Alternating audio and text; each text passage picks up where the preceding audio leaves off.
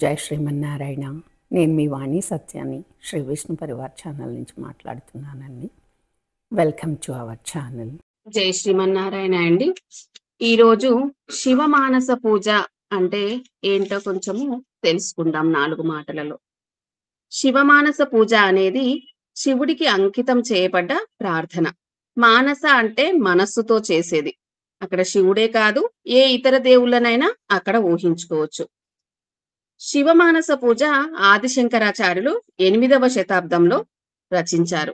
ఈ శివమానస పూజ అనేది శార్దూల విక్రీడితం అనే ఛందస్సు నుంచి తీసుకోబడింది. దీంట్లో ఒక్కొక్క లైనుకు 19 అక్షరాలు ఉంటాయి. టోటల్ శ్లోకంలో 76 అక్షరాలు ఉంటాయి. ఇలా 5వ శ్లోకంలో మాత్రము మాలిని వృత్తం అనే ఛందస్సు నుంచి తీసుకోబడింది. దీనిలో ఒక్కొక్క లైనుకు 15 అక్షరాలు ఉంటాయి. టోటల్ శ్లోకం మొత్తంలో అక్షరాలు 60 ఉంటాయి. అయితే ఈ ఆదిశంకరాచార్యులు ఈ శివమానస పూజ రచన అనేది అద్భుతం అనే చెప్పాలి. అంటే ఆయన రచించిన శ్లోకాలన్నీ అద్భుతమే. ఈ ఒక శివమానస పూజనే కాదు, ఇంకా ఈ శివమానస పూజ మరి అద్భుతము అని ఎందుకు చెప్తున్నారు అంటే, ఆయన 2000 సంవత్సరాల క్రితమే ఊహించాడు. అంటే రానున్న తరానికి పూజ చేసుకునేంత సమయం కూడా ఉండదు, అంత బిజీ లైఫ్ లో ఉంటారు అనేసి ఈ శివమానస పూజ అనేది రచించడం జరిగింది. ఎలాగూ మానస పూజ అనే కదా రోజు చేసుకుందాము అంటే కాదండి. మనకి ఎప్పుడైతే మనం ప్రయాణాలలో ఉంటామో, లేదంటే ఇంట్లో ఉండి కూడా మనము పూజ చేసుకోలేని స్థితిలో ఉంటామో, అలాంటి సమయాలలో మాత్రమే ఈ మానస పూజ చేయాలి. రోజు వారిగా అయితే చక్కగా బాహ్యంగా చక్కగా చేసుకోవచ్చు పూజ.